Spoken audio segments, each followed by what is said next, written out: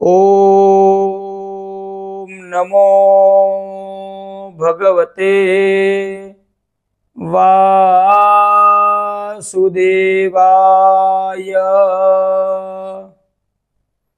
जिह्वे रसग्ने मधुर प्रियत्वम् सत्यं हितं त्वां परमां वदामि। आवर्णयेथः मधुराक्षराणि गोविंद दामोदर माधवेति।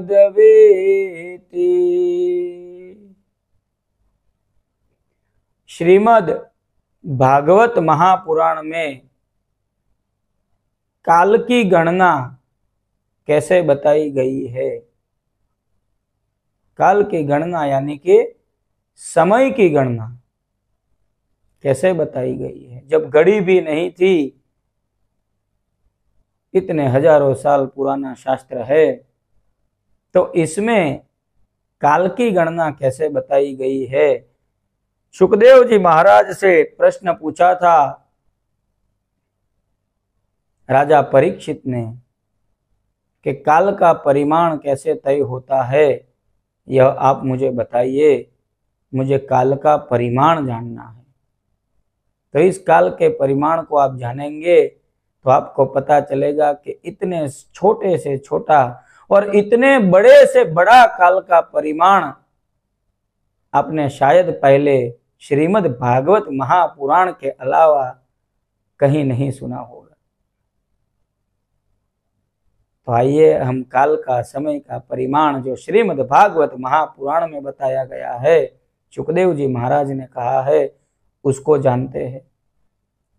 तो सबसे छोटे से छोटा तत्व जो है, जो हमें हमारी आंखों से नहीं दिखता है, उसे परमाणु कहते हैं। ह्यूमन साइंस ने भी अभी स्वीकार किया है कि छोटे से छोटा तत्व परमाणु है।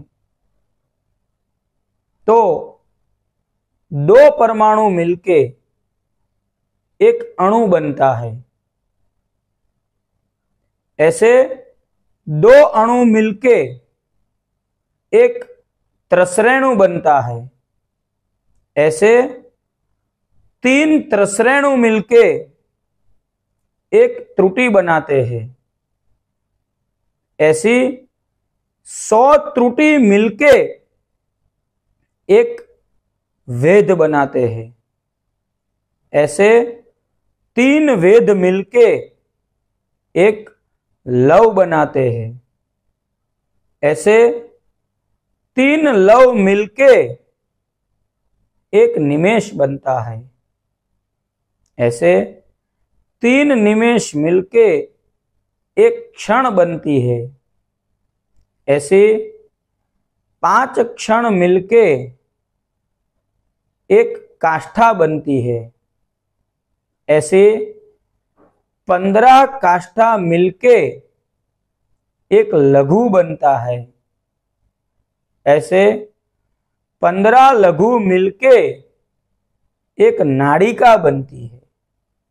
तो ये जो एक नाड़िका है, जो 15 लघु मिलके बनती है, इसको हमारे ह्यूमन समय की गणना के अनुसार एक नाड़िका यानी 24 मिनट माना गया है।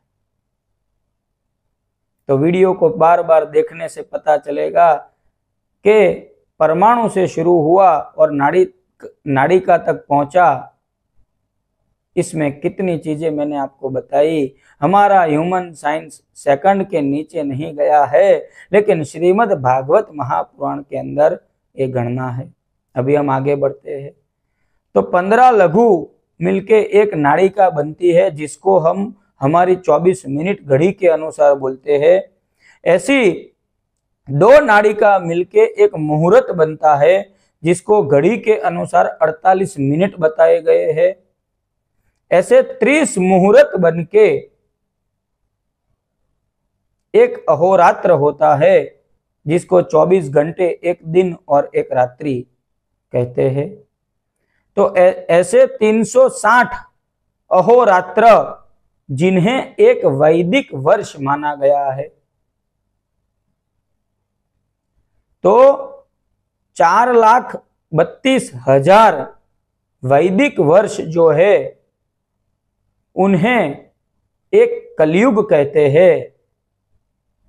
4,32,000 प्लस 4,32,000, 2 बार इनको गिनिए और जो जवाब आएगा उन्हें एक द्वापर युग कहा गया है। 4,32,000 को 3 बार गिनने से जो जवाब आएगा उन्हें त्रेता युग कहते हैं, और 4,32,000 को 4 बार गिनने से जो जवाब आएगा उन्हें सतयुग कहते हैं।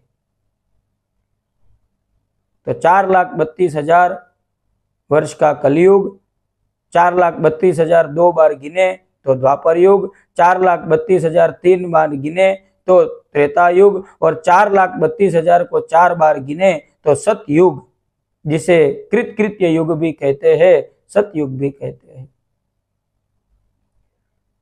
तो सतयुग वत्ता, इसके आगे अभी जा रहा है, सतयुग वत्ता त्रेता युग वत्ता द्वापर युग और वत्ता कलयुग, इन सबका प्लस करे, हिसाब करे, जोड़े, सतयुग प्लस त्रेता युग प्लस द्वापर प्लस कल्कि, और जो जवाब आता है उसे एक दिव्य युग, चतुर्युग, ये 4 युगों मिला के एक दिव्य युग बनता है। सतयुग, त्रेता, द्वापर और कलयुग, इन चारों को मिलाए तो एक दिव्य युग बनता है, जिसे चतुर्युग का एक दिव्य युग मानते हैं।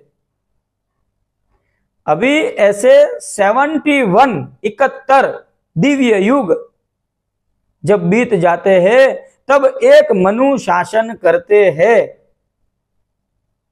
तो 71 बार सतयुग आता है, 71 बार त्रेता युग आता है, 71 बार द्वापर आता है, 71 बार कलयुग आता है।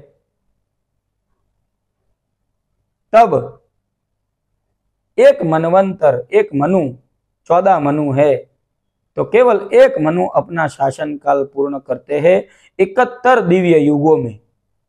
71 बार ये युग बदल जाते हैं।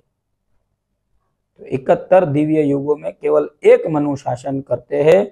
ऐसे 14 मनु शासन करते हैं तो 1000 दिव्य युग निकल जाते हैं। 14 मनु शासन करते हैं तो 1000 दिव्य वर्ष निकल जाते हैं। और ये जो 1000 दिव्य वर्ष बीतते हैं ना, वहीं ब्रह्मा जी का एक कल्प यानी कि केवल एक दिन होता है। तो ब्रह्मा जी का एक दिन कितने साल का है, इसको आप इस वीडियो के माध्यम से हिसाब करके जोड़ लेना, कैलकुलेटर लेके बैठना।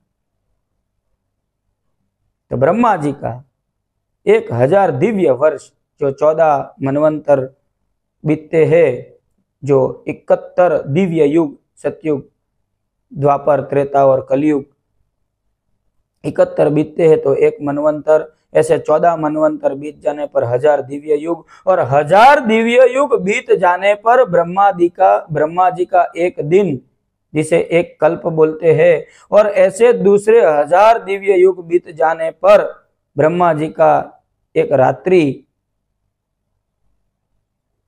तो ऐसे 2 कल्प ब्रह्मा जी के, इसे एक दिन और एक रात्रि कहते हैं। ऐसे 360 ब्रह्मा जी के अहोरात्र, जिसे ब्रह्मा जी का एक दिव्य वर्ष माना गया है। तो ब्रह्मा जी के 360 दिन और 360 रात्रि, तो ब्रह्मा जी का एक दिन होता है। और ऐसे ब्रह्मा जी के 100 वर्ष का आयुष्य है। तो काल की गणना जो है वो सबके लिए भिन्न है। ब्रह्मा जी के 50 साल जब बीत जाते हैं तो एक परार्ध बोलते हैं, और दूसरे 50 साल को द्वितीय परार्ध बोलते हैं। तो द्विपरार्ध ब्रह्मा जी का आयुष्य है, जिसमें से काल की गणना के हिसाब से अभी जो समय चल रहा है, जिसमें से ब्रह्मा जी के 50 साल बीत चुके हैं। इसीलिए ब्राह्मण जब संकल्प करते हैं कर्मकांड के माध्यम से तो बोलते हैं द्वितीय पराद्रे श्री श्वेत वराह कल्पे। अभी कौन सा कल्प चल रहा है? वराह कल्प।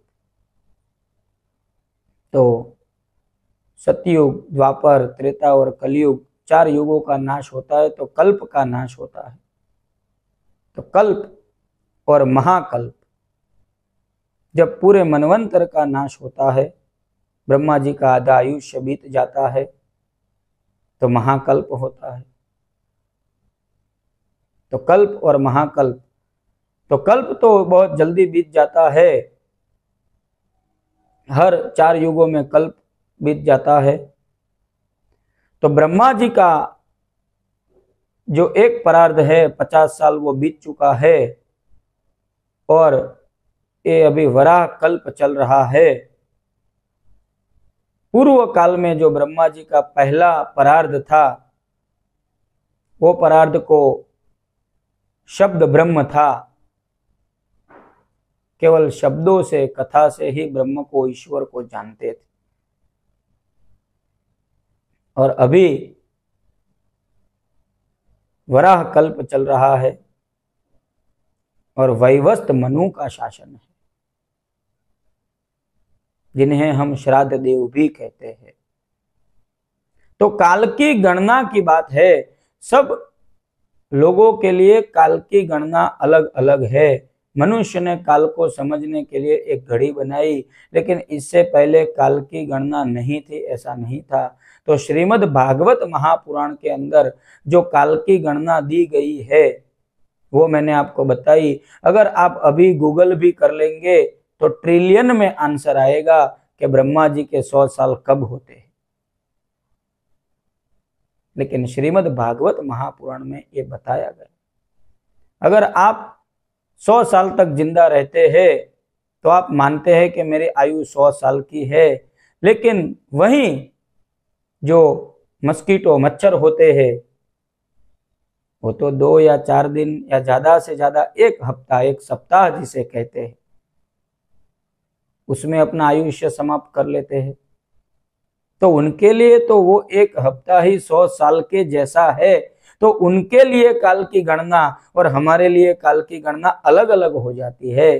तो इसी तरीके से श्रीमद् भागवत महापुराण में बताया है कि जब व्यक्ति की मृत्यु हो जाती है तो वो हमारे काल के बंधन से छूट जाता है और पितृलोक की जो काल की गणना बताई है उससे जुड़ जाता है। तो वह काल की गणना कैसी है?